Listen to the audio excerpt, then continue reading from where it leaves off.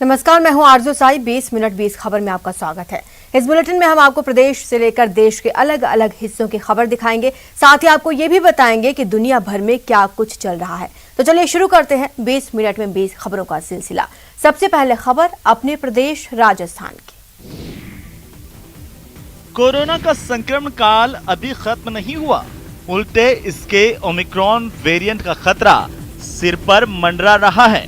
इसके बावजूद कुछ ऐसे लोग हैं जो वैक्सीन लेने में भारी लापरवाही बरत रहे हैं। 12 जिले में वैक्सीन को लेकर लापरवाही बरतने वालों की संख्या कुछ ज्यादा ही है। बताया जा रहा है कि यहाँ 2.25 लाख लोग ऐसे हैं जो वैक्सीन की पहली डोज लेने के बाद दूसरा डोज लेने वैक्सीन सेंटर तक पहुंच ही नहीं रहे। ये भी देखा जा रहा है कि शुरुआती दौर में जहां 12 के वैक्सीनेशन सेंटर पर लोगों की भीड़ लगती थी, वहां पर अब बहुत कम लोग नजर आते हैं। आपको बता दें, 12 जिले में अब तक 8 लाख से ज्यादा लोगों को टीके की पहली डोज लग चुकी है। वर्तमान में 12 जिले में कोरोना वैक्सीनेशन जो फर्स्ट डोज है वो लगभग 8 लाख लोगों के लगा चुके हैं। जो हमारी जो टारगेट है उसका 87% है। सेकेंड डोज हम 4 लाख लोगों के 4,57,000 लोगों के लगा चुके, जो लगभग हमारा जो टारगेट है उसका 56% है। तस्वीरें देखकर आपका दिल तो दहल गया होगा। हर पल आपको यही लग रहा होगा कि अब पलटा तो अब पलटा। स्पीड ब्रेकर के पास तो ऐसा लगा कि अब तो इसका पलटना तय है। हर एक ठोकर पर ट्रैक्टर का अगला पहिया हवा में ऐसे हिचकोले खाने लगता है मानो सड़क पर ये सर्कस कर रहे हों। सड़क पर ओवरलोड ट्रैक्टरों का ये सर्कस भरतपुर में आम बात है। यहाँ के लोगों का कहना है कि ट्रैक्टर ट्रॉली में ये लोग इतना वजन डाल लेते हैं जिससे इनका संतुलन बिगड़ने लगता है और ऐसी गाड़ियों की वजह से आए दिन शहर में हादसे होते रहते हैं। खास बात यह है कि नियमों को तोड़कर इतना वजन ढो रहे ट्रैक्टर ट्रॉली को लेकर ना तो यातायात पुलिस कोई कार्रवाई करती है और ना प्रशासन इन्हें लेकर कोई कड़ी कार्रवाई करता है।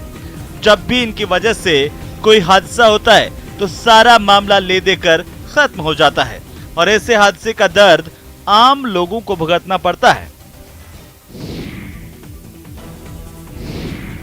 जहां तक नजर जाती है हरियाली ही हरियाली नजर आती है। पानी की भी कहीं कोई कमी नहीं दिखती। ऐसा लगता है मानो ये रेगिस्तान में नखलिस्तान हो।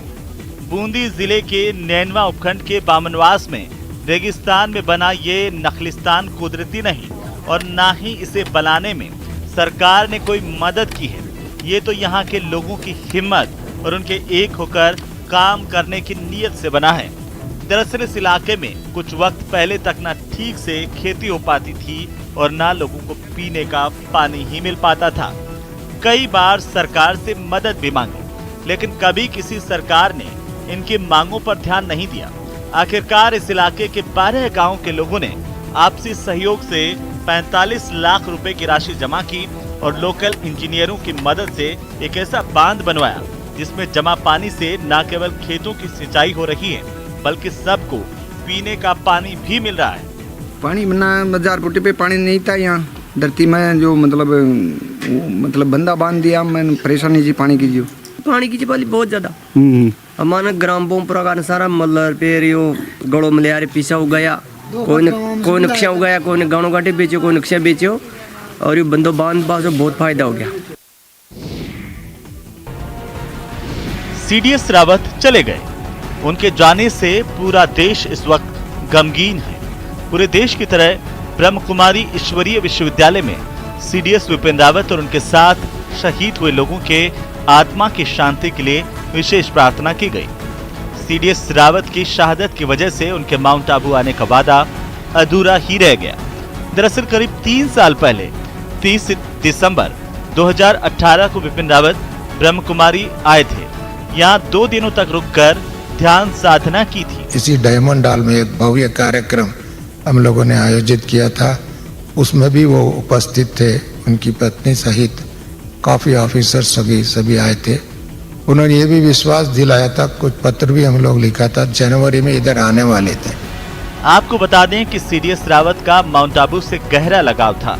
उनके पिता लेफ्टिनेंट जनरल एल.एस. रावत भी प्रजापिता ब्रह्म कुमारी के एक नियमित योगाभ्यासी थे और इस वजह से ब्रह्म कुमारी संस्थान से उनका बचपन से ही जुड़ाव था।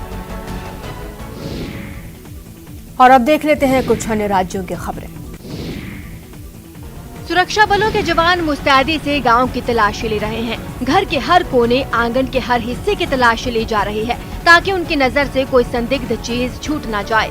सर्च ऑपरेशन वाली ये तस्वीरें पंजाब के गुरदासपुर इलाके के एक गांव की हैं। ये गांव पाकिस्तान के सरहद के नजदीक है। दरअसल पिछले गुरुवार को यहाँ के सलेमपुर अरैया गांव के पास एक टी पॉइंट पर पुलिस वालों को एक संदिग्ध बोरी मिली थी।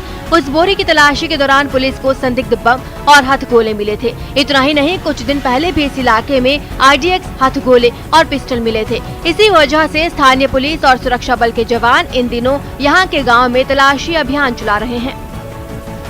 आले दुआले जो भी अपने डेरा से गए उन्होंने चेकिंग कर रहे हैं, ਜਿਹੜੇ ਵੀ ਆਪਣੇ ਸ਼ੱਕੀ ਜਗ੍ਹਾ ਹੈਗੀ ਉਹਦੀ ਚੈਕਿੰਗ ਕਰ ਰਹੇ ਆ ਤਾਂ ਜੋ ਕੋਈ ਵੀ ਮਾੜਾ ਬੰਦਾ, ਸ਼ੱਕੀ ਵਾਹੀਕਲ ਜਿਹੜਾ ਇਸ ਤਰ੍ਹਾਂ ਬੰਦਾ ਨਾ ਛੁਪਾ ਕੇ ਰੱਖ ਸਕੇ, ਫੜ ਸਕੇ ਜਾਂ ਛੁਪ ਕੇ ਰਹਿ ਸਕੇ। पंजाब के तरनतारन में सिंगर सोनी मान पर हमले का मामला सामने आया है। बताया जा रहा है कि ये पूरा विवाद उनके एक गाने से जुड़ा हुआ है। इसे लेकर सोनी मान ने आरोप लगाया कि उनका गाना रिलीज होने के बाद लाल किला हिंसा मामले में आरोपी लखा सिदाना ने उन्हें धमकी दी थी और उन्होंने ही उन पर जानलेवा हमला करवाया। इस हमले की जो सीसीटीवी फुटेज सामने आई उसमें कुछ लोग एक गाड़ी से उतरे और फिर उन्होंने हाथापाई शुरू कर दी। इससे पहले इन लोगों की खूब बहस भी हुई। घटना के बाद पंजाबी सिंगर सोनी मान ने बताया कि केवल मारपीट ही नहीं हुई बल्कि गोलियां भी चली, जिसके लिए उन्होंने लखा सिदाना को जिम्मेदार ठहराया। ਸਾਨੂੰ ਵੀ ਪਤਾ ਸੀ ਕਿਸੇ ਦੀ ਨਹੀਂ ਇਦਾਂ ਕਰ ਸਕਦਾ, ਬਿਲਕੁਲ ਬਲਰ ਫੋਟੋ, ਕਿਸੇ ਨੇ ਸਾਨੂੰ ਕੁਝ ਨਹੀਂ ਕਿਹਾ, ਸਾਰਾ ਸਾਡਾ ਸਾਥ ਦੇ ਰਹੇ ਹਨ ਆਡੀਅנס ਵੀ, ਤੇ सिर्फ ਉਹੀ ਸਾਨੂੰ ਬੰਦਾ ਤੰਗ ਕਰ ਰਿਹਾ ਹੈ। पुलिस ने भी इस मामले में सीसीटीवी फुटेज के आधार पर जांच शुरू कर दी है। आपको बता दें, सोनी मान का नया गाना रिलीज होने के बाद ही उन्होंने पुलिस को जानकारी दी थी कि उन्हें धमकी दी गई है। उन्होंने सीधा आरोप लगाया था कि लाल किला हिंसा मामले में आरोपी लखा सिदाना उनका गाना हटाना चाहते हैं। उत्तर प्रदेश के मेरठ से एक हैरान करने वाला मामला सामने आया। वहां कुछ लोगों ने एक बुजुर्ग को चलती कार से नीचे फेंक दिया। इस घटना के सीसीटीवी वीडियो ने सबको खौफ से भर दिया। इस वीडियो में सड़क के दाईं तरफ से एक सफेद कार आती दिखाई दी जो काफी रफ्तार से मार्केट से गुजरी। उस चलती कार से अचानक वो एक बुजुर्ग नीचे गिरा और सड़क पर घिसटता चला गया। उसे नीचे फेंकने के बाद कार वहां से गायब हो गई, जिसके बाद वहां मौजूद लोगों ने उसे सहारा दिया। उन लोगों ने उसे बिठाकर उसकी मरहम पट्टी भी की। बुजुर्ग ने दावा किया कि उसका उन लड़कों से विवाद हुआ था, जिसके बाद वो लोग उसे पैसे निकालने के लिए एटीएम ले जा रहे थे। इसी बीच मौका पाकर उन लोगों ने उसे कार से धकेल दिया। हादसे का शिकार हुए बुजुर्ग को काफी चोटें आई, जिसके इलाज के लिए उसे अस्पताल में भर्ती कराया गया। इसके बाद सीसीटीवी फुटेज के आधार पर पुलिस ने कार चलाने वाले 2 लड़कों को गिरफ्तार कर लिया है। मेरे को जो दूसरा साथी बैठा मेरे को जकड़ लिया ऐसे, मेरे को खिड़की भी नहीं खोलने दे रहे। मैंने उसके हाथ में काटा, फिर मैंने खिड़की पे जहाँ खिड़की खुल गई, फिर जैसे खिड़की खुली फिर उन्होंने खिड़की बंद करी, फिर मैंने खोल ली, तो फिर वो जूते लात मार के मेरे को ना, जब खिड़की खुल गई जलीकोटी के रोड पर, तो फिर मेरे को धक्का मार के मेरे को रोड पर डाल दिया ऐसे, भागी गाड़ी तेज लेके चले गए। यूपी के मेरठ में बीजेपी विधायक संगीत सोम के सुरक्षा कर्मी पर महिला से मारपीट का आरोप लगा है। खास बात यह है कि इस मामले से जुड़ा एक वीडियो भी वायरल हुआ, जिसमें एक शख्स एक महिला पर सरेआम थप्पड़ बरसाता नजर आया। दावा किया गया कि महिला से मारपीट करने वाला ये शख्स बीजेपी विधायक संगीत सोम का सुरक्षा कर्मी है, जो कपड़े सुखाने जैसी मामूली सी बात पर पड़ोस की महिला से उलझ गया। वीडियो में दिखा कि पहले तो उसने अपने घर से निकलकर महिला से बहस की और फिर देखते ही देखते अपना आपा खो दिया। वो गाली गलौज करते करते महिला के नजदीक पहुंचा और फिर मारपीट पर उतारू हो गया। इस घटना का वीडियो वायरल होने के बाद पीड़ित महिला सामने आई और उसने आरोप लगाया कि विधायक के सुरक्षा कर्मी ने अपनी हनक दिखाने के लिए उससे ऐसा बर्ताव किया। बोले यहाँ कपड़े सुखा जाए, उसको कोई मैटर नहीं, ना उनका प्लॉट है ये, किसी का भी नहीं। हमारे तो 5 साल से कपड़े सूख रहे हैं, तो गाली देकर बोलना। फिर मैं बोली गाली क्यों दे रहे, ऐसे दे रहे, ऊपर से हो रहा था, बोले इसके मुंह पर मारो। इस मामले में पुलिस ने दोनों पक्षों की शिकायत दर्ज की है और इसी आधार पर जांच जारी है। उत्तर प्रदेश के मुजफ्फरनगर में नई मंडी कोतवाली क्षेत्र के एक फार्म हाउस में आयोजित शादी में हैरान करने वाली वारदात सामने आई। कन्यादान के लिए रखे गए लाखों रुपए से भरे एक बैग को एक बच्चा चुराकर फरार हो गया। इस नन्हे चोर की यह सारी करतूत फार्म हाउस में लगे सीसीटीवी कैमरे में कैद हो गई, जिसे देखकर हर कोई हैरान है। एक छोटा बच्चा कुछ जो सामान वगैरह था वो ले जाते हुए भी दिख रहा है। इस संबंध में अभी तक थाने में कोई तहरीर प्राप्त नहीं हुई है, लेकिन सीसीटीवी फुटेज पुलिस के पास भी आ गई है, उसकी हम जांच कर रहे हैं। आपको बता दें कि यह शादी मुजफ्फरनगर के कुसुम फार्म हाउस में आयोजित की गई थी, जहां बारात के आगमन के दौरान सभी रिश्तेदार खड़े हुए थे। उसी समय एक छोटे बच्चे ने मेन गेट से एंट्री की और फिल्मी अंदाज में कन्यादान के पैसों से भरे बैग को उठाकर फरार हो गया। पुलिस सीसीटीवी के आधार पर मामले की जांच कर रही है। तस्वीरें देखकर आपके मुंह में भी गुड़ की मिठास घुल गई होगी। गन्ने से रस निकालकर उससे पारंपरिक तरीके से गुड़ बनाते देख इसे पसंद करने वालों के मुंह में पानी आ गया होगा। पारंपरिक तरीके से बन रहे गुड़ की ये तस्वीरें मेरठ की हैं। आपको बता दें, मेरठ के गुड़ अपनी खास मिठास की वजह से देश भर में मशहूर है और ऐसा माना जाता है कि सर्दियों में गुड़ जुकाम में बहुत कारगर होता है। इसके अलावा लोग सेहत के चलते चीनी के बजाय गुड़ का भरपूर इस्तेमाल करते हैं। गुड़ को अलग अलग पदार्थों के साथ मिलाकर खाने से विभिन्न प्रकार की सर्दियों की बीमारियां दूर होती हैं। इतना ही नहीं, गुड़ त्वचा के लिए प्राकृतिक क्लींजर का काम करता है। ऐसे में मेरठ के गुड़ निर्माता आजकल 24 घंटे गुड़ बनाने के काम में लगे रहते हैं। प्रोसीजर तो पुराना 100 साल पुराना ही है, लेकिन ये है इसमें केमिकल भी लगाए जाते हैं। बिना केमिकल का बनता है ये, जिसकी जैसी मांग है उस तरह से दिया जाता है बाजार को बनाकर। अब इस टाइम तो केमिकल वाला बन रहा है सब। एक एक फूल को बारीकी से देखा जा रहा है और उससे केसर निकाला जा रहा है।